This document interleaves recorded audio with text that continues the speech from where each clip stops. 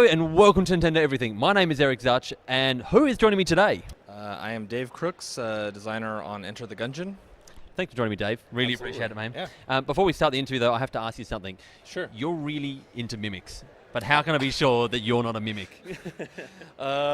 I guess you'd have to shoot me first. I was going to say, isn't that the one way to find out? Yeah. Okay, I'm not going to shoot you here. I didn't bring a gun, but you're safe, all right? They're banned in Australia. Yeah, that's right.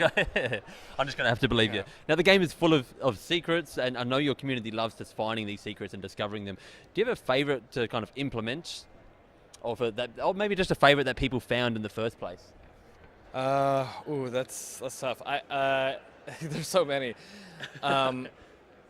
Well, I mean, I think that in our latest update, the whole rat boss was like really fun to watch because we put it so many layers deep of how like you have to figure out how to get there.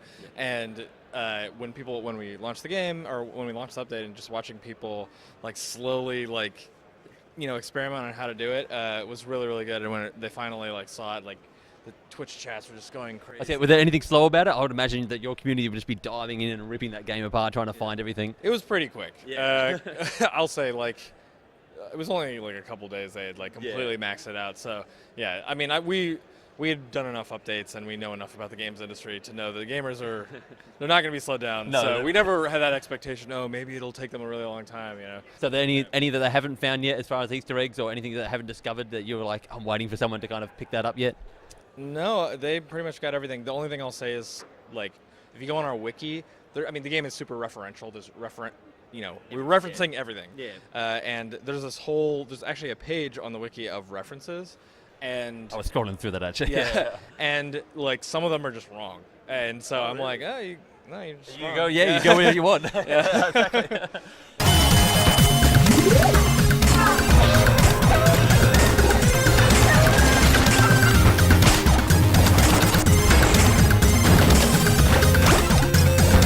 In the past, you've talked about YouTubers and streamers just really helping the game in a huge way. Oh, yeah. Is that something you discovered with Enter the Gungeon, or is it something you kind of went in with a mindset of, we know that this is going to be our avenue that we should be going for? It's sort of both. We knew that it was an avenue that we should be going for, but it wasn't until like midway through Gungeon's development where we started to really realize how important it was. Okay. We were like, well, we want to make a game that's fun to stream, so we'll do that.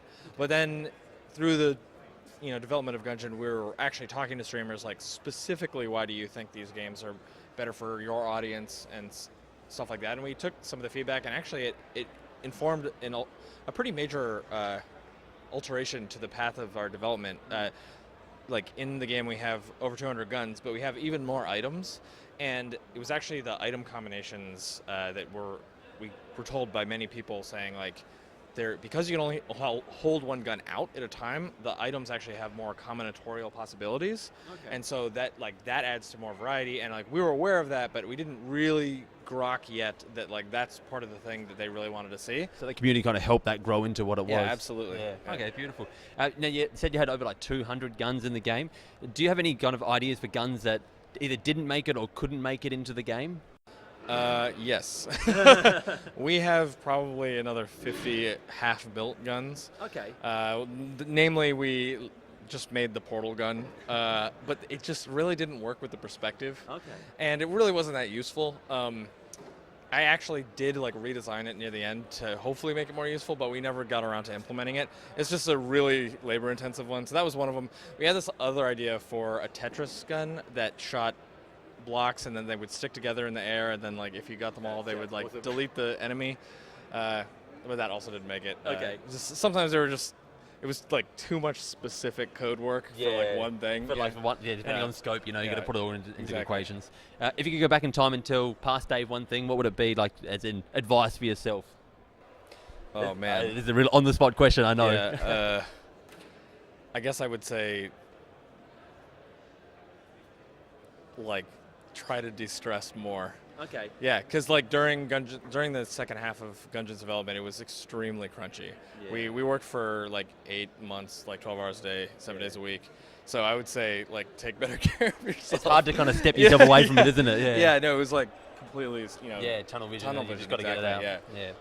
Dodge Roll just seems to be, sorry for the pun here, on a roll. How many staff do you guys have now? It's 4.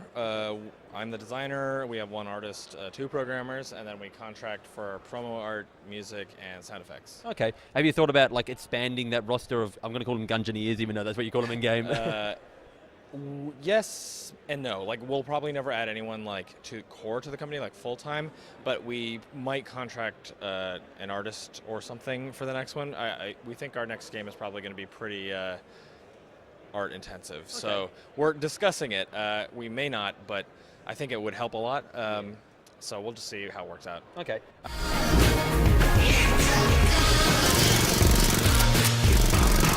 Now, I'm sure you get asked this a lot, but I'm a bit of a physical freak here. That Switch physical version, do we have any idea how kind of far that is away at the moment, or how that's coming along? Well, I think it's approved, and I approve the art for the box. Okay. I don't actually know when it's coming out. I'm sorry, That's okay. but it's not far off. I mean, like, we have it essentially. Working. Yeah, I mean, we have a lot of it done. We're going to do another couple of bug passes, and I know one of our guys wants to do a performance tweak on the Switch. He's got some ideas on how we can make it better, and I'd like that to get into the physical version. But I mean, it can still update, so it doesn't really matter, and it works. Exactly. Yeah. It's hard to know where to stop. Yeah. Now, Dungeons and Dragons has been received incredibly well. Have you got any like more plans for DLC or in the future, maybe paid or not? For a long time we did. We've been like, for a long time we were telling people that like we were going to do another expansion. Actually, in the thing about being a game designer on a team like this is like you don't actually when the game is like right at the end of like about to launch, you don't have a whole lot of job. Like, it's the programmers and the artists cleaning some stuff up, but like game designers like, what do I do? So I started to plan the next expansion, and I got like pretty much done with the planning phase. And after AG&D came out, and we started talking about, we were going to do this, but after AG&D came out, like, we were hitting like 4.5, close to 5 years of work on Gungeon, and I think like we're just really excited to move on to the next thing. I'm not going to say totally that we're not going to do an expansion to Gungeon, because you never know. Yeah. And I mean, we're still kind of on the fence, but I think we're so you feel ready, do you, or something? Yeah, we're like really ready to do the next thing. That said, we are going to, as I said, do those bug fix updates, and then we're going to also launch a one piece of content for the game. It'll be small but free, and it's something people have been asking for a really long time. Yeah. That is not online multiplayer, which will never happen. But I think people will like that, and that'll be kind of our goodbye to Gungeon. Oh, beautiful. At least for now. Yeah, okay. So as far as the next project, not to spoil anything it is, but what kind of things are you thinking of doing for a next project? That's a hard question to answer without spoiling anything, but I'll say this. It won't be it's not going to be Gungeon 2. Though it may be like a pseudo sequel to Gungeon, in the sense that it would be like of a similar tone and a similar art style and such. But a lot of people know that Gungeon is sort of a quasi 3D game, and I think we're really interested in pushing that to the next level, while still retaining like pixel aesthetic, and we're trying to figure out exactly what that means right now. And then also we want to. I said we're not going to do multiplayer.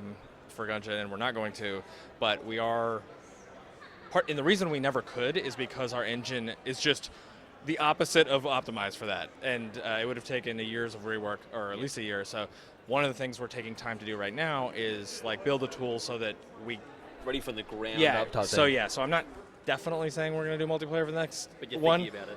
But we're thinking about it, and we're at least building the engine in a way that would support it. Okay, beautiful. Yeah. Well, thank you so much for joining me today. Absolutely. Where can people follow you? At Dodge Roll Games on Twitter. I'm personally at Dave_Crooks. And, the game's everywhere. So just Google you it. can't miss it. Yeah. All right, well, thanks again for joining me, man. Absolutely. And for everything Nintendo, guys, stay tuned to Nintendo Everything.